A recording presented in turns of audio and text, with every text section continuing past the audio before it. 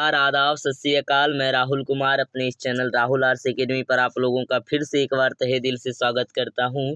आज हम फिजिक्स के लेक्चर नंबर 7 के तरफ आप लोगों को लेकर चलते हैं, जहां हमारा टॉपिक चल रहा था प्रकाश का परावर्तन तथा अपवर्तन।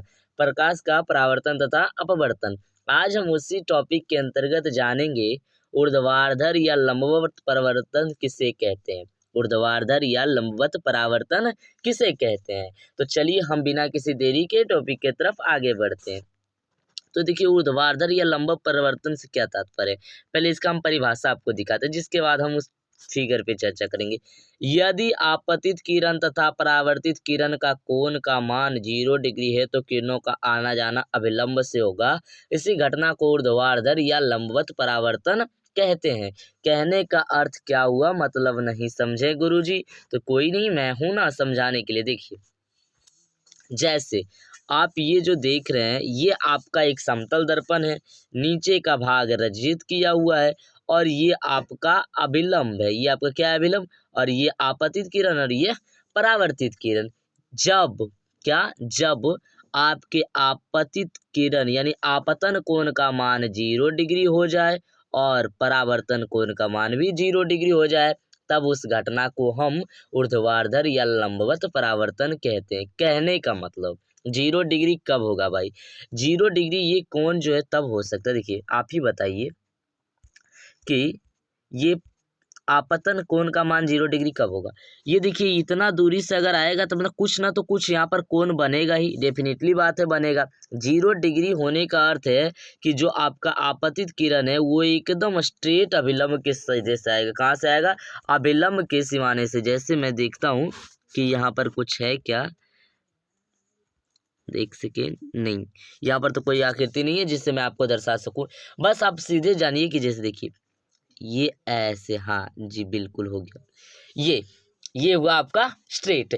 जब अभिलंब के सीधे एकदम आपका आपतित कोण किरण आए तो उसका मान कितना होगा? अभिलंब के साथ 0 डिग्री का कोण बनाएगा। और आप लोग तो इतना होशियार हैं ही कि आपको बखूबी पता है कि कोण आई जो है हमेशा कोण आर के बराबर होता है। कोण आई कोण आर का बराबर होता है। तो जब कोण आई का मान 0 डिग्री तो कोण आर का मान कितना? ये भी 0 डिग्री। यानी कि जब अभिलंब के सीमाने से, यानी कि जब अभिलंब के सामने से कोई आपतित किरण आएगा तो वह परावर्तित होकर पुनः उसी साइड से यानी अभिलंब के तरफ से ही निकल जाएगा। जैसे देखिए, ये आपतित किरण आपका आया, एक सेकेंड, ये आपका आपतित किरण आया और परावर्तन के बाद पुनः अभिलंब से ही निकल जाएगा। इसी को कहते हैं ऊर्ध्वाधर परावर्तन या लंबवत परावर्तन। चलिए, आशा करते हैं कि आप लोग समझ गए होंगे। अब हम नेक्स्ट टॉपिक की तरफ बढ़ते हैं, इसको क्लियर करते हैं फटाक से।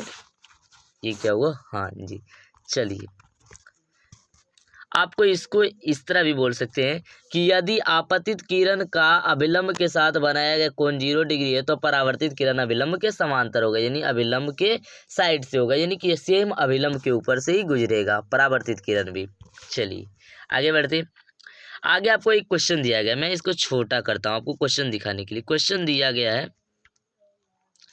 कि वक्रता केंद्र से आने वाली प्रकाश की किरण परावर्तित होकर कहां से जाएगी। देखिए, ये क्वेश्चन को आप बखूबी समझिएगा। क्वेश्चन दिया है वक्रता केंद्र से आने वाली प्रकाश की किरण परावर्तित होकर कहां से जाएगी। आप बताइए। देखिए, ऐसे करके एक दर्पण रहता है, इधर का भाग आपका रजित, ज़्यादा ही नहीं रजित हो गया, इधर का भाग आपका रजित रहता है ऐसे, है ना।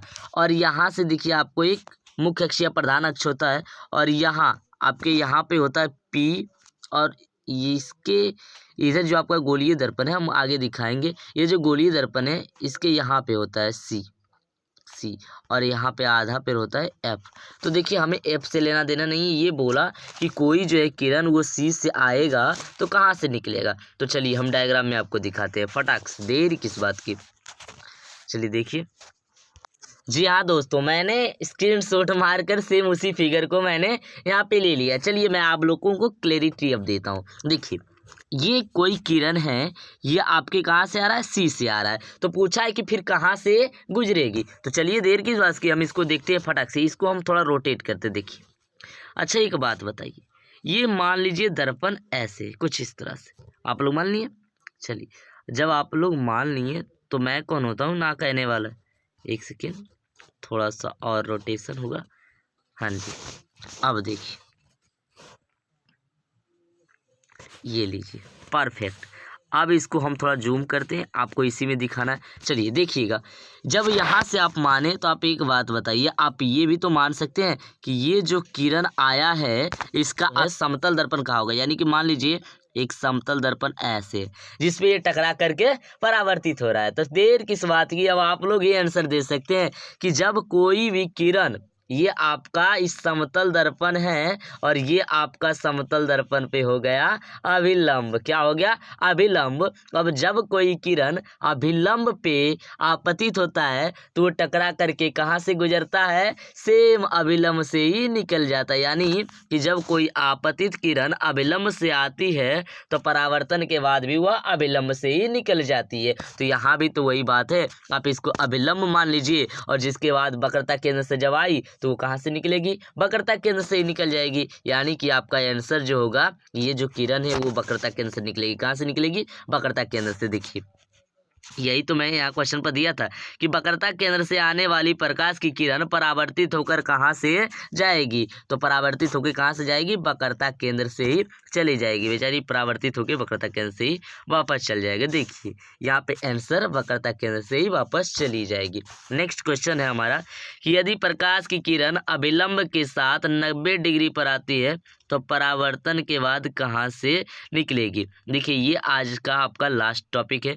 चलिए मैं भी इसको आपको क्लैरिटी के साथ करवाता हूँ। एक सेकेंड, इसको थोड़ा सा छोटा कर लिया जाए, है ना।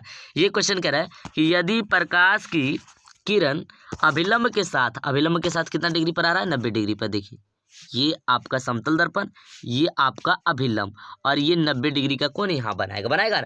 यानी कि जो कोई आपका आपतित किरण है वो यहाँ पे आ रहा है 90 डिग्री पर। कोई दिक्कत? किसी को कोई दिक्कत नहीं। चलिए ये जो आपका आपतित किरण है 90 डिग्री पर आ रहा है तो परावर्तन के बाद कहाँ से निकलेगी? अरे भाई साहब, आप लोग इतने समझदार हैं, आपको पता है कि कोण आई का जो मान होता है वो कोण आर के बराबर होता है। जब कोण आई का मान आपका 90 डिग्री, कितना है? 90 डिग्री, तो आप लोग खुद ब खुद बता सकते हैं प्रभु कि कोण आर का जो मान होगा वो कोण आर का मान कितना होगा? तो कोण आर का भी मान कितना होगा? 90 डिग्री। यानी कि आपतित किरण 90 डिग्री पे आएगी तो परावर्तित किरण उसी 90 डिग्री पर निकल जाएगी। यानी कि जब समतल दर्पण के समांतर कोई किरण आएगी तो वो परावर्तन होकर सीधे निकल जाएगी। कहाँ निकल जाएगी? सीधे। आशा करते हैं कि आप लोगों को यहाँ तक में कोई दिक्कत नहीं हुआ होगा। अगर कोई दिक्कत होगी तो आप लोग कमेंट करके पूछ सकते हैं। चलिए तो मैं इसको क्लियर कर लूँ पहले। देखिए एक सेकेंड, ये आपका चला गया क्या? ओ भाई तुमको नहीं जाना था प्रभु जी। हाँ अब देखिए मैं इसको आपको जूम करके दिखा देता हूँ।